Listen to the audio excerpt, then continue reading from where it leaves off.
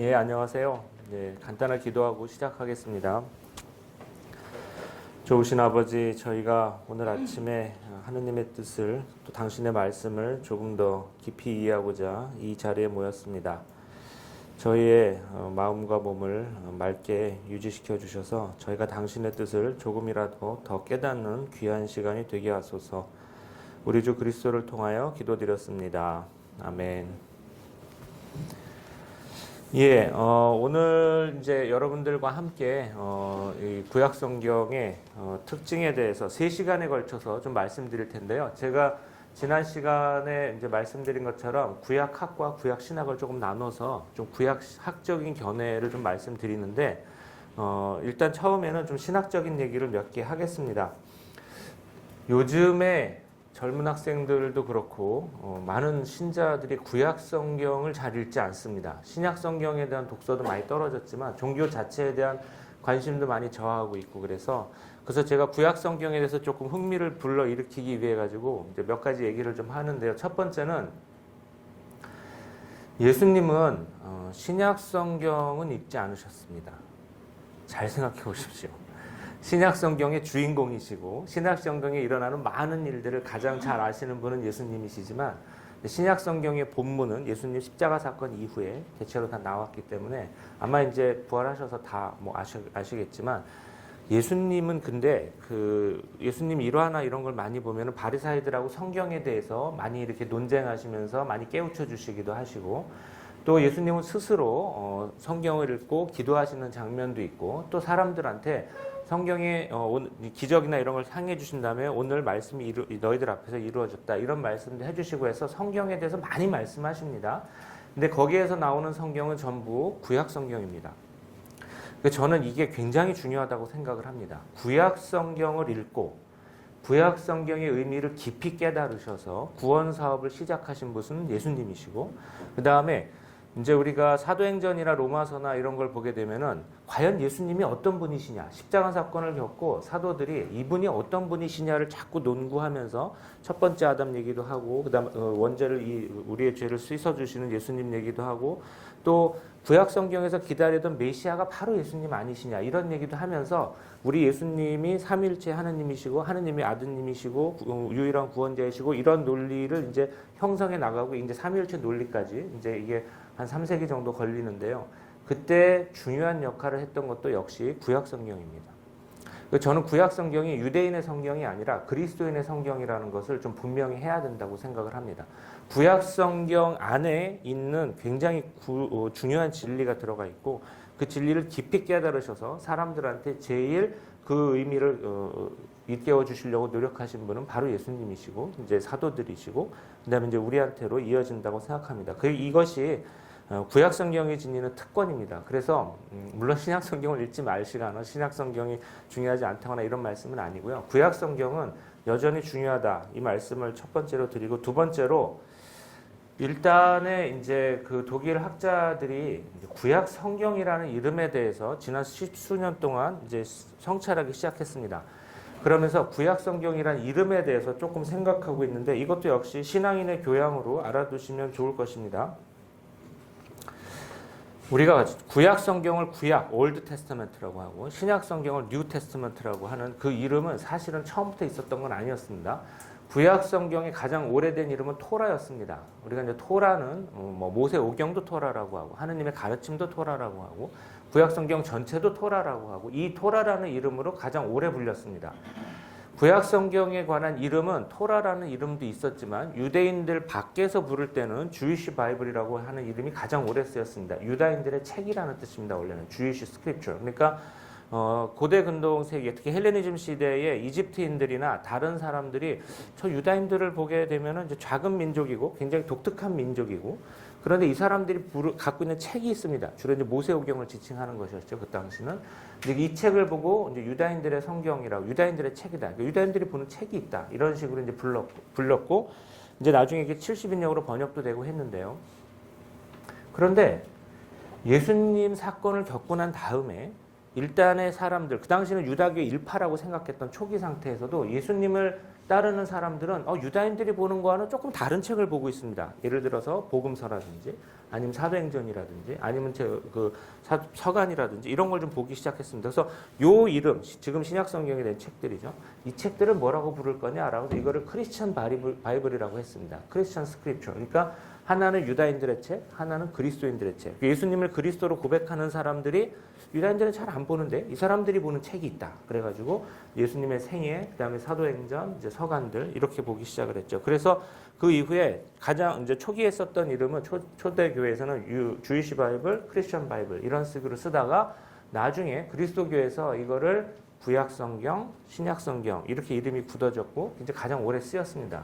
교회사를 통해서 가장 오래 쓰인 이름은 이제 구약 성경, 신약 성경인데 근대에 이르러서 구약 성경을 어떻게 부를 것이냐 하는 문제에서 학자들이 유다인들과 함께 좀 중립적으로, 그러니까 학문적이고 중립적으로 부르는 이름을 하나 만드는 게 좋겠다. 그래서 이제 히브리 바이블이라는 이름도 지금 학계에서 많이 쓰이고 있습니다. 그래서 HB라는 약자로 쓰이죠. 우리가 올드 테스타먼트 그럼 OT, 독일 말로는 알테스 테스타멘트, AT라는 약자를 이제 뭐 논문이나 뭐 이런 거 많이 볼 수가 있는데 이제 학자들은 유다인들이 여기에 끼어서 같이 우리가 논의를 하고 좀 학문을 하려면은 구약이라는 이름은 유다교 신학에서 받아들이기 좀 어려우니까 이제 히브리 바이블이라고 하자. 그래서 그 이름도 많이 쓰였습니다. 그래서 구약 성경에 관한 많은 이름들이 있는데 이제 독일 쪽에 개신교, 천주교 학자들이 전부 좀 공통적으로 지적하는 바가 뭐냐면 현대인들의 어감이 바뀌었다는 겁니다.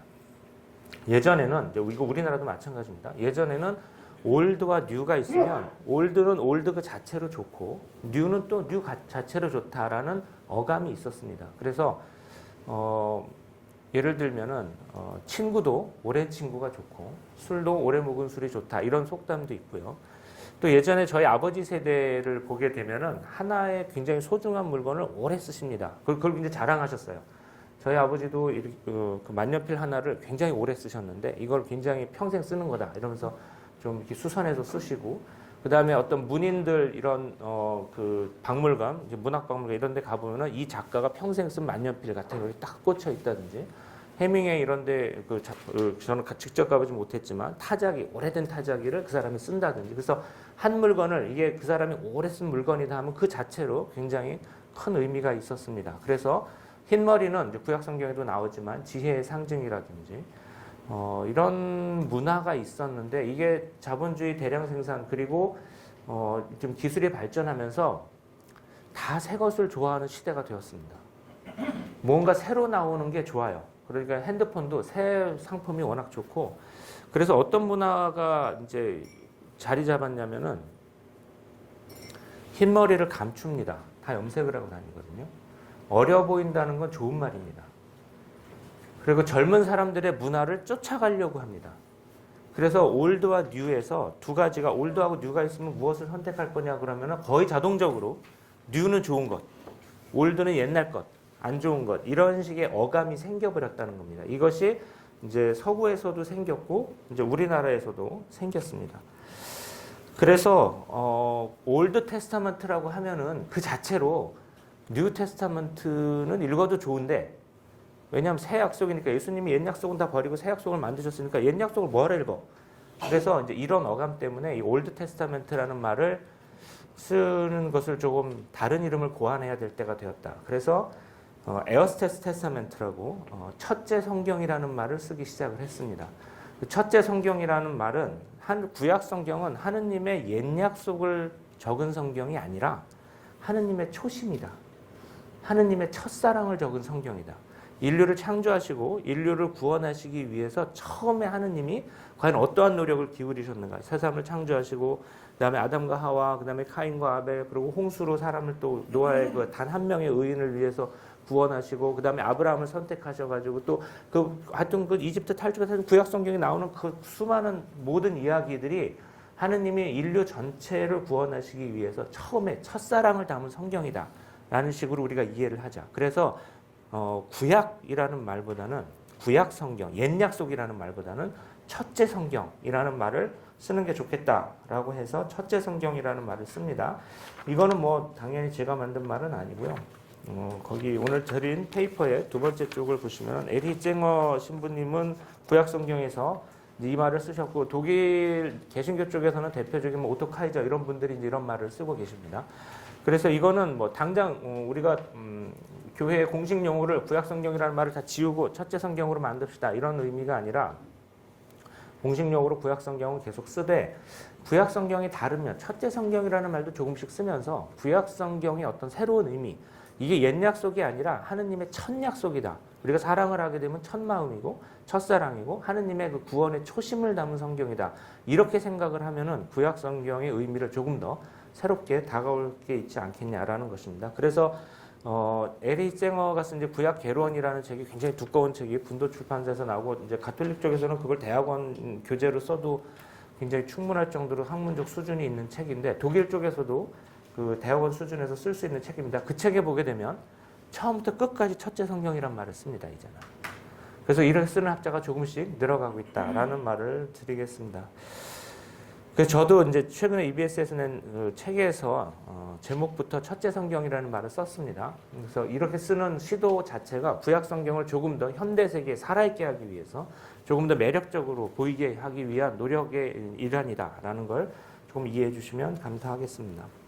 자, 이게 이제 구약 성경에 관한 이제 최근의 이론이고, 그다음에 지금부터는 구약 성경을 좀 구약학적으로 본다면은 어떤 식으로 볼 수 있겠느냐 하는 걸 3시간에 걸쳐서 예고했듯이 말씀드리도록 하겠습니다. 일단 구약 성경의 시간적 배경을 조금 보겠습니다. 그 다음에 구약 성경의 다음 시간에 가면 공간적 특징을 좀 보겠고, 마지막으로 좀 인격적 특징을 보도록 하겠습니다. 첫 번째는 이제 구약 성경의 시간적 특징인데, 요 세 가지를, 그러니까 시간적 특징, 공간적 특징, 그 다음에 어떤 인격적 특징, 요 세 가지를 제가 합쳐서 구약 성경은 다양성이 크고 신약 성경은 동질성이 강하다. 이런 식으로 제가 정리를 해보았습니다. 이거는 지금 뭐 쓰고 있는 책의 일부인데요. 이제 일부 내용을 제가 여기다 적었습니다. 시간적 특징만 보자면 신약 성경은 대체로 100년이나 크게 잡아도 한 150년 정도의 역사를 다루는 책입니다. 그 정도 시기에 걸쳐 있습니다. 예수님이 이제 출생하시고 공생애를 겪으신 다음에 십자가 사건 겪으시고 그 이후에 사도들의 이야기를 우리가 대체로 한 기원전 1세기 정도로 보고요. 신약 성경에 본문이 나온 역사, 이제 요한계 복음서가 이제 요한계문에 좀 뒤에 나오긴 했지만 아무리 잡아도 우리가 200년 아주 넉넉히 잡으면 200년이고 이제 대체로 한 100년에서 150년 정도의 역사가 신약 성경의 역사입니다. 이 100년에서 한 150년, 100년 안팎의 역사라고 제가 이제 얘기를 했는데요. 이거는 요 시기는 언어가 변하지 않습니다. 우리가 한 100년 정도 역사, 신약 성경은 그리스어를 중심으로 되어 있고요. 어떤 사람들의 세대도 크게 변하지 않습니다. 신약 성경은 그러니까 그 예수님 세대의 사람들이 주로 활약했던 그런 이야기입니다. 그러니까 신약 성경은 어떤 초점, 포커스가 딱 맞춰져 있는 책이에요. 그 한 시대로. 근데 나중에 인물, 우리가 다다음 시간에 얘기하겠지만 예수님이라는 강력한 중심이라는 그런 인물이 이제 그 중심을 잡는 그런 책입니다. 그런데 구약 성경은 이집트 탈출 시기를 우리가 기원전 13세기 정도로 잡는다고 하면은 적어도 탈출기, 그러니까 개신교의 출애굽기 이후부터 잡아도 대략 1200년이 넘는 역사를 다룹니다. 신약 성경에 비해서 거의 10배가 넘는 역사입니다.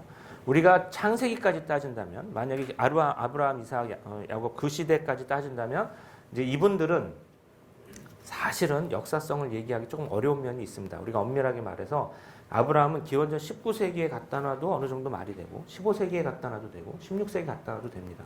그 창세기의 이것만으로는 어떤 연대인지, 그래서 우리가 정말 학문적으로 조금 뉴트럴하게 얘기하면 기원전 2000년대라고는 말할 수가 있습니다. 기원전 3000년대로 올라가기는 좀 힘들 것 같아요. 근데 기원전 2000년대 시리아 팔레스티나 지방에 있었던 선조들의 이야기 정도로 볼 수 있습니다. 그래서 이제 아브라함 이야기까지 따지면 기원전 2000년대, 그러니까 구약 성경의 역사는 훨씬 더 높아지는 거고요. 우리가 창세기 1장부터 11장까지의 천지창조 이야기부터 하면은 구약 성경은 정말 우주 전체의 역사가 됩니다.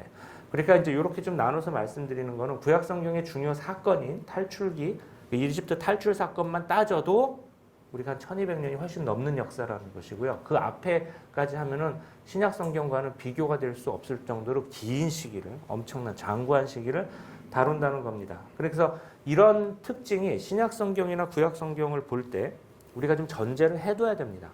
그래서 구약학적인 성서 인문학적인 견해는 좀 이렇다고 볼 수 있는데 그렇다면은 이제 그 앞에 이야기, 그러니까 창세기 이야기까지 하면 너무너무 힘들고요.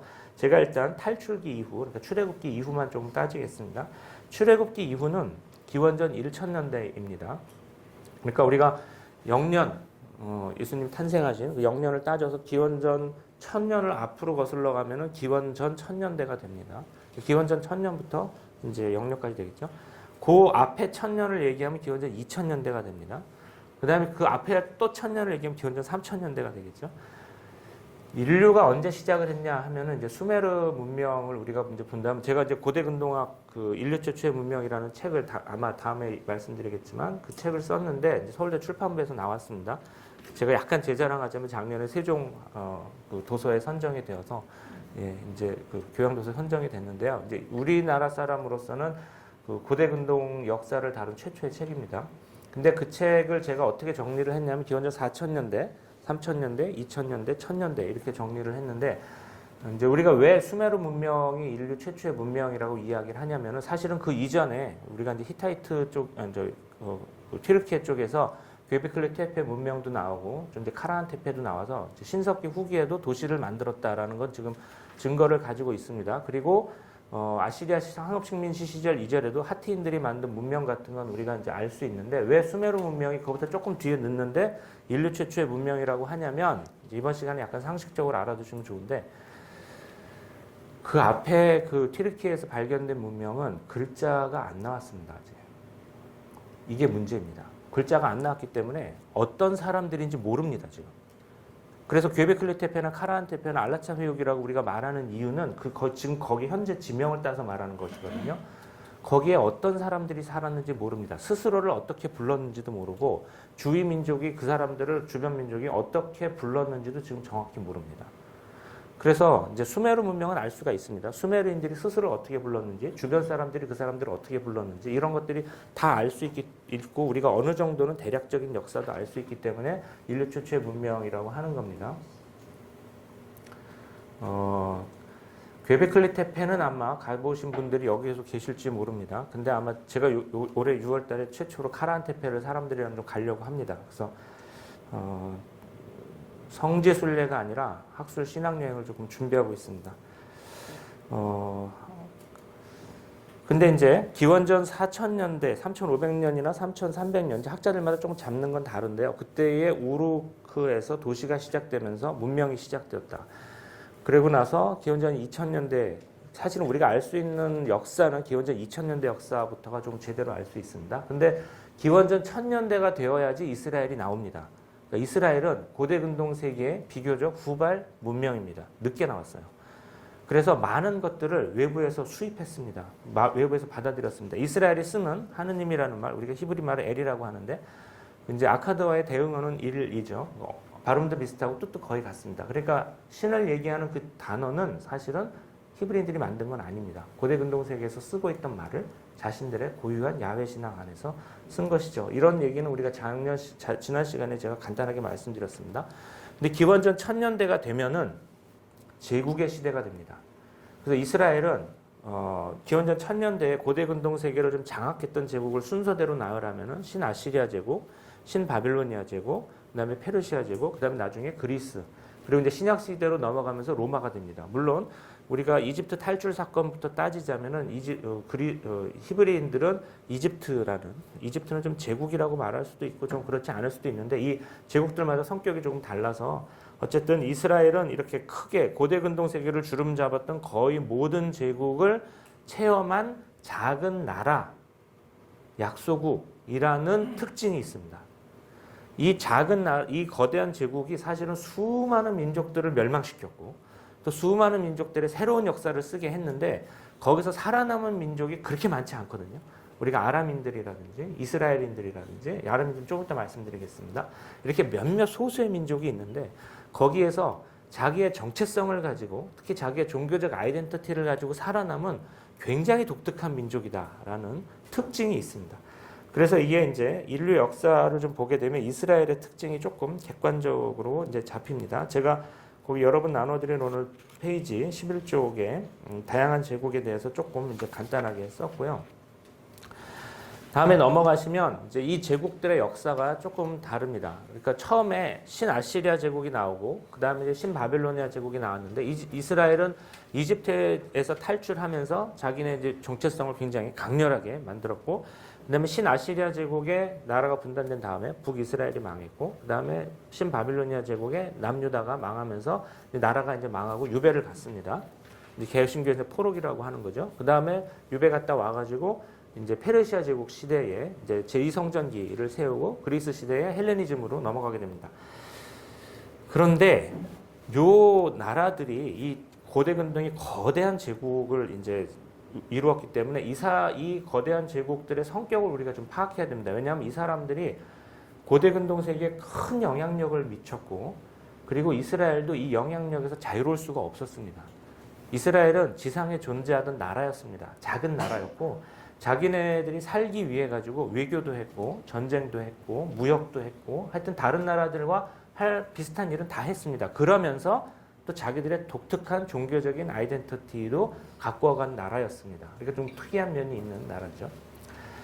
언어를 조금 보겠습니다. 저는 이제 제가 전공한 거는 독일에서 이제 고대 근동 언어, 그 다음에 이제 히브리어의 좀 언어학적 분석 뭐 이런 걸 공부해서 좀 언어적인데 예민한데요.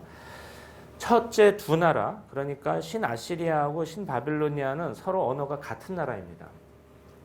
아카드어라는 걸 씁니다. 아카드어는 원래 이 사람들의 언어는 아니었고 기원전 23세기에 수메르 문명을 무너뜨리고 사르곤 대제라는 이제 우리가 이제 샤루키누라는 사람인데요. 사르곤 대제가 고대 근동 세계를 장악을 하면서 사실은 그 사람들이 그 사르곤이 장악한 제국은 인류 최초의 제국, 기원전 23세기의 제국이라고는 하지만 메소포타미아 남부와 중부 일부까지를 아우르는 정도의 크기였습니다.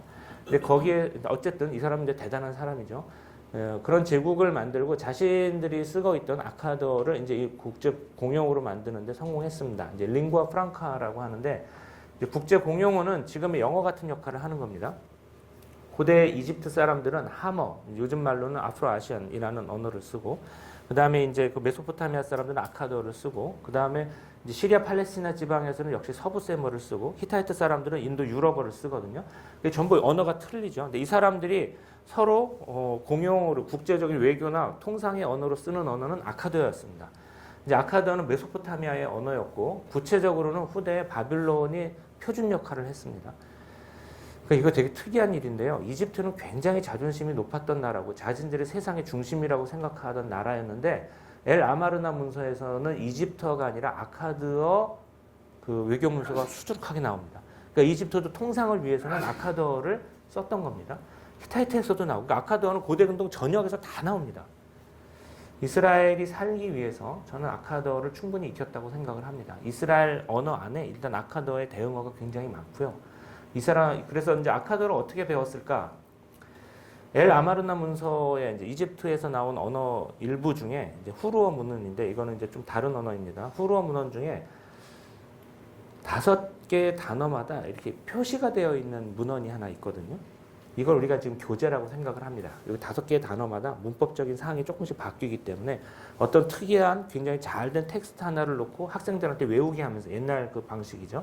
그래서 이런 어떤 문법적인 특징을 알지 않았을까라는 겁니다. 길가메시 서사시의 넷째 토판이 이제 훈바바를 잡으러 향백나무 숲으로 가서 엔키두하고 길가메시하고 그 괴물을 죽이는 그런 장면인데 굉장히 드라마틱하고 재밌습니다. 그리고 시제의 변화라든지 장면의 변화라든지 이런 게 아주 잘 나타나는 문헌인데 이것이 아마 아카드어 교재로 사용되었을 것 같습니다. 길가메시 서사시 전체 중에서 요 넷째 토판만 고대 근동 전역에서 요 넷째 토판만 한 100장이 넘게 나왔거든요.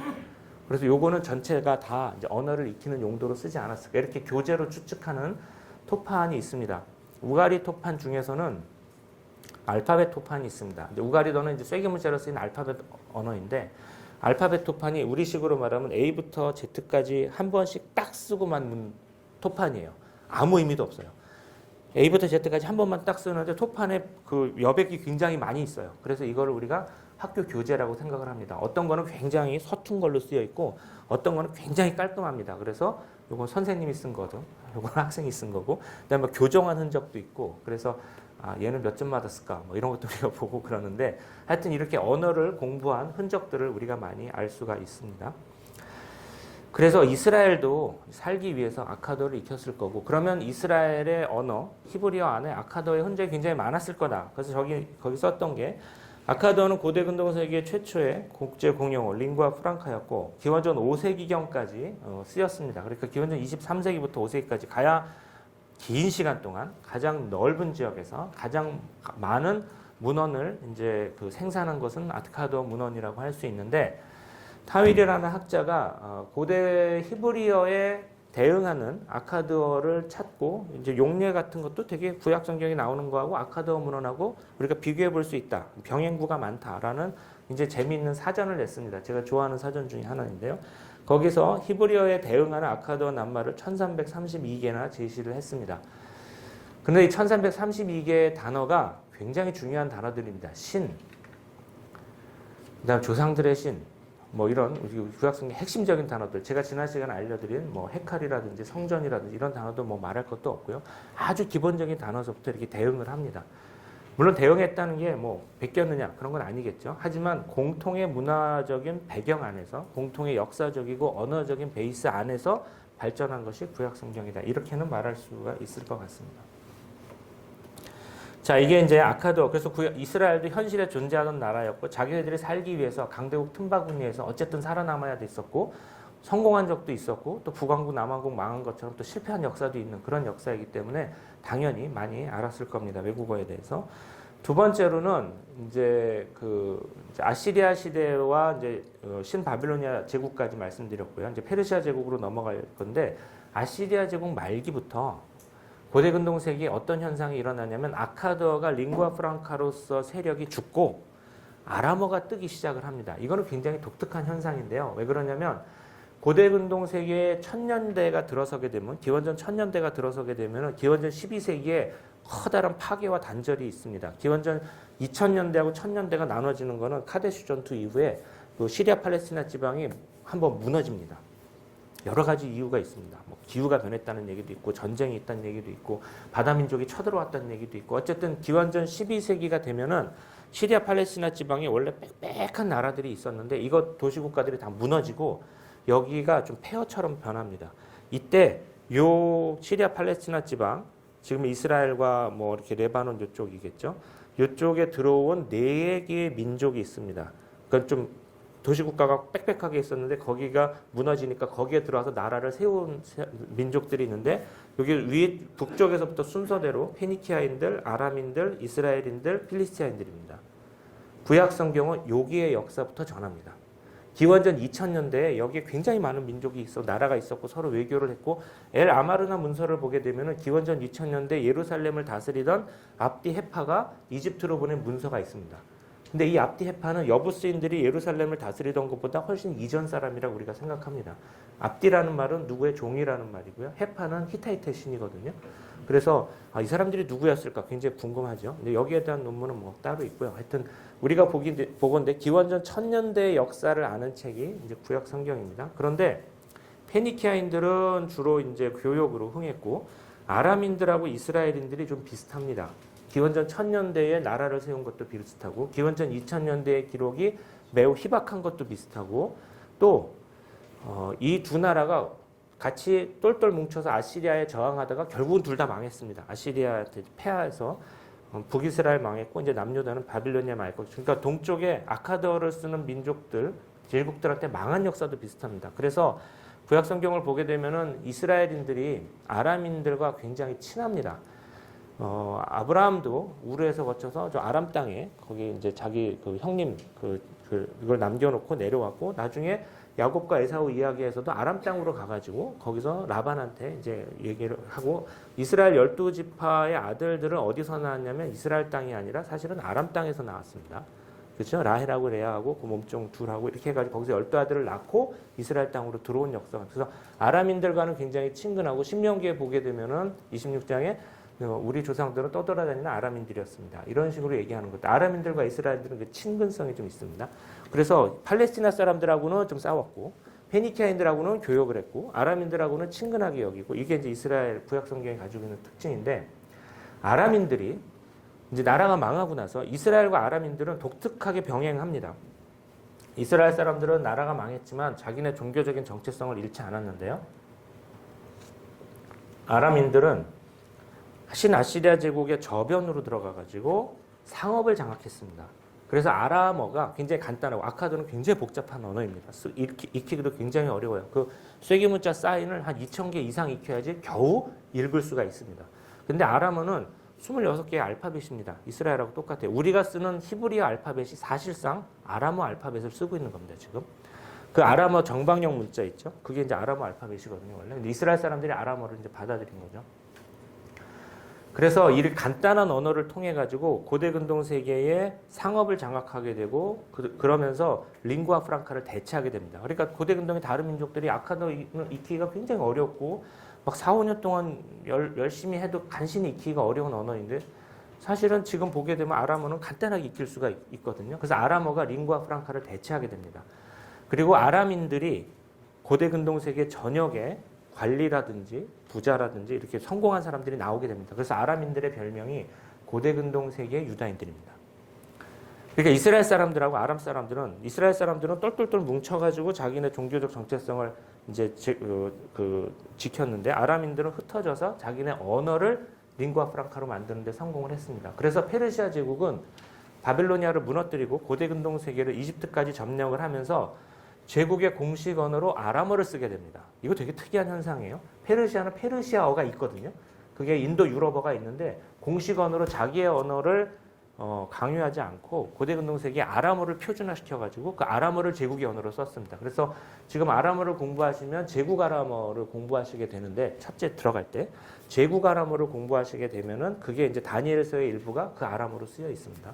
그 제국 아람어 있고 그다음에 그 이전의 아람어로 고대 아람어 있고 그다음에 그 이후에 페르시아 제국 망한 다음에 후기 아람어 거의 시리아어죠. 이렇게 공부하시게 됩니다.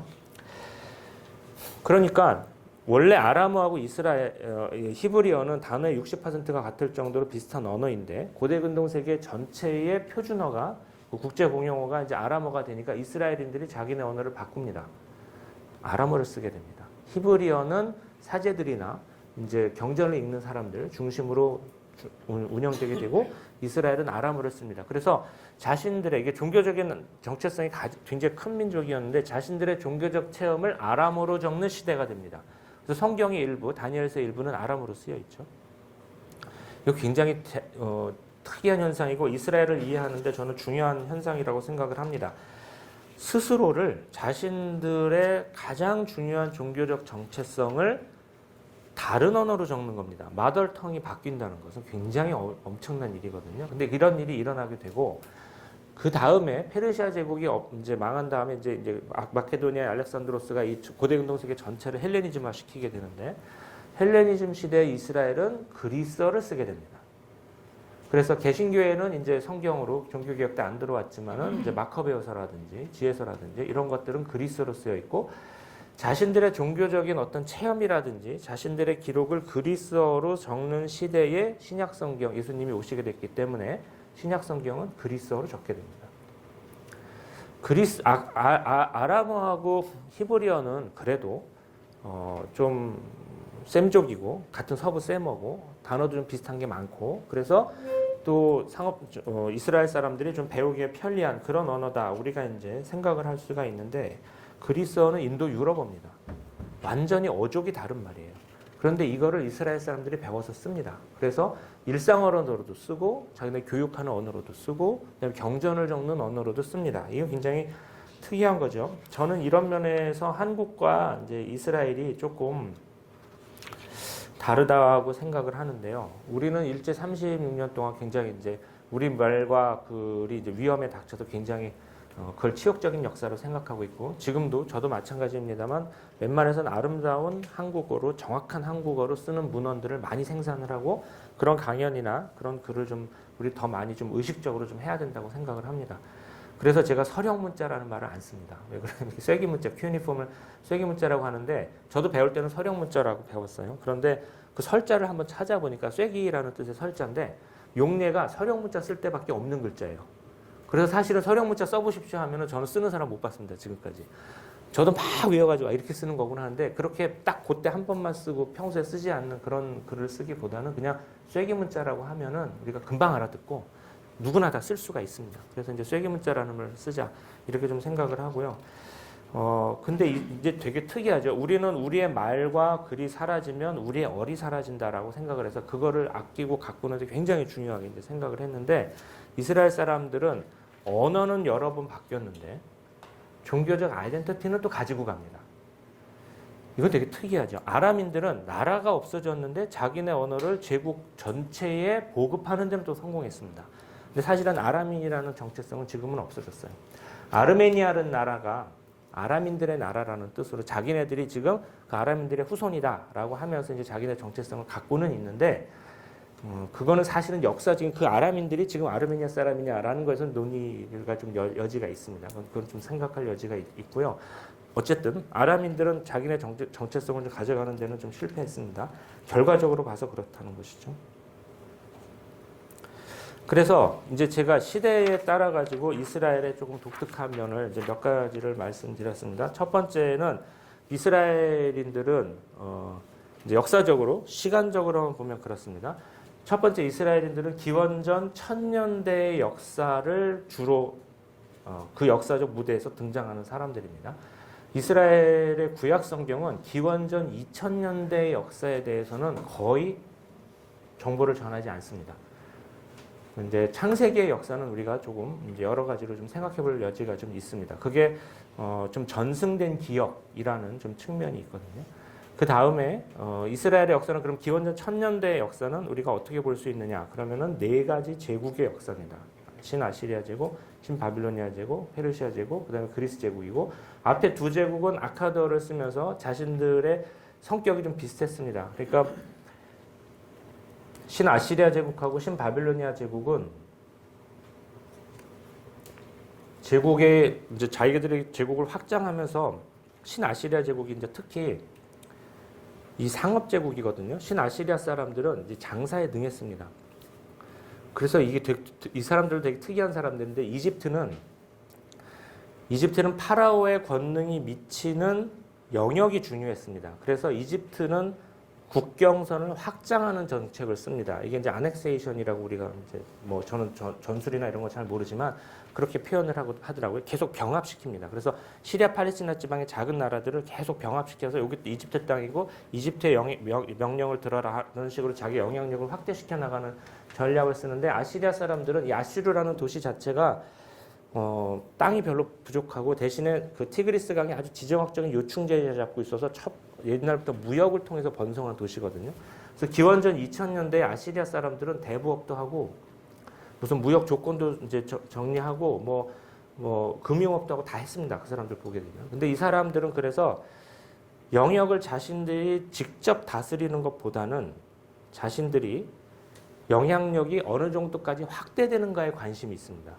그래서 우리하고 교역을 하면 되지 우리와 반드시 우리가 점령할 필요는 없다. 이런 식의 생각을 갖고 있습니다.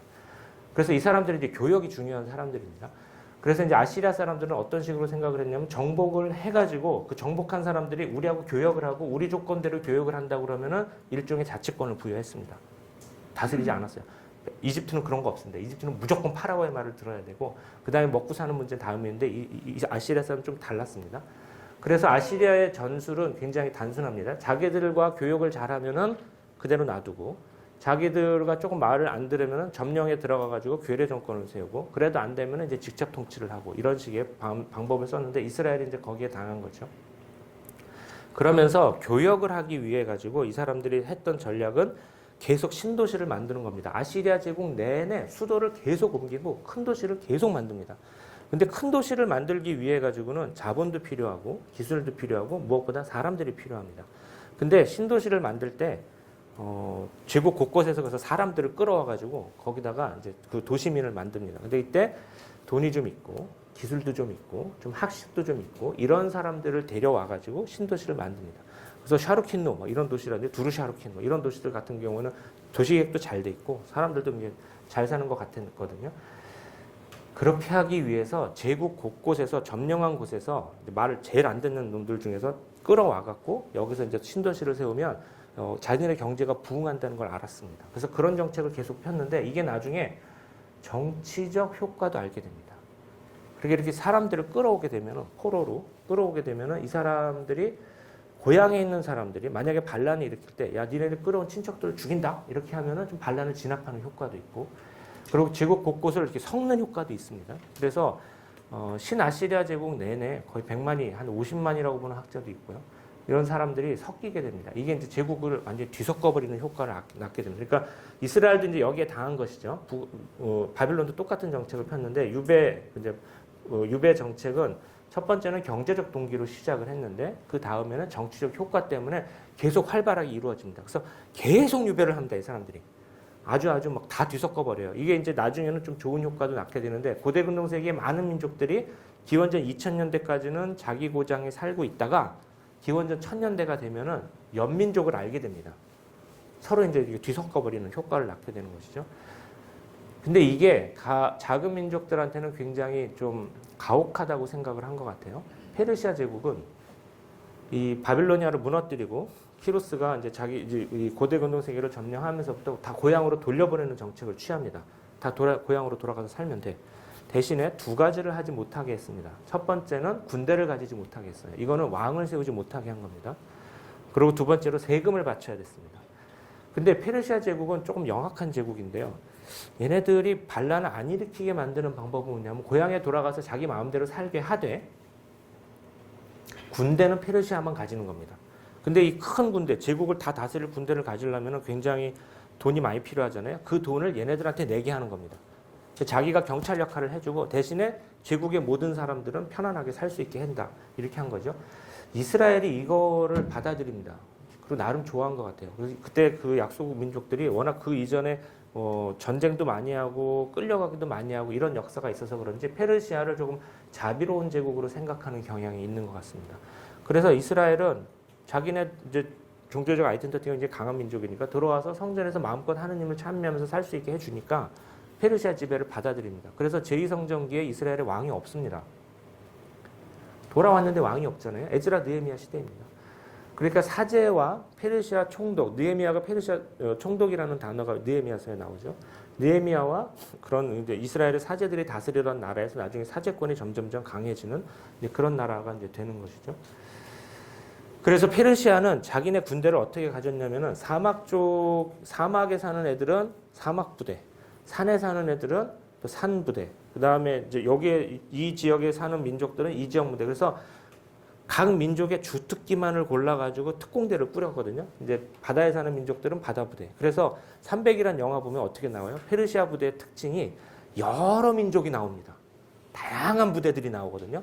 또 아시아인도 나왔다가 빨간 옷 입은 사람들 나왔다가 까만 옷 입은 사람들. 왜냐하면 그렇게 제국 곳곳에 모든 민족의 주특기만을 꾸려가지고 굉장히 다양한 부대를 만들 수 있었고 이거를 각 민족들의 돈을 가지고 운영을 할 수가 있었던 겁니다. 그리고 제국 중앙에는 불사조를 만들었는데 2만 명의 페르시아인들로만 구성된 가장 강력한 부대가 있었고 또 제국 곳곳에 고속도로를 깔아서 그 바빌론부터 이집트까지 일주일 안에 2만 명이 운행할 수 있는 그런 체계를 갖추었습니다. 그러니까 굉장히 강력한 제국을 만든 것이죠.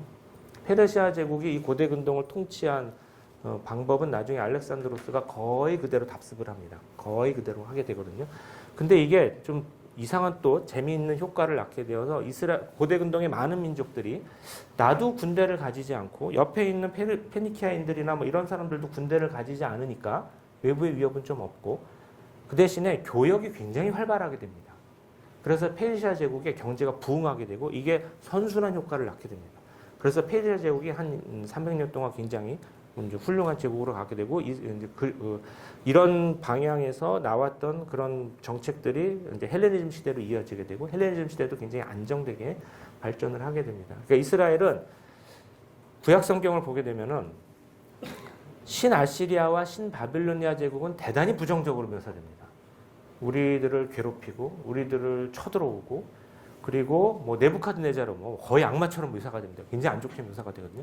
그러니까 이스라엘은 요 앞에 두 제국에 대해 가지고는 굉장히 부정적 시선을 갖고 있고 이집트도 마찬가지입니다. 거기 종살이 하다가 이제 이집트 탈출 사건을 겪었으니까.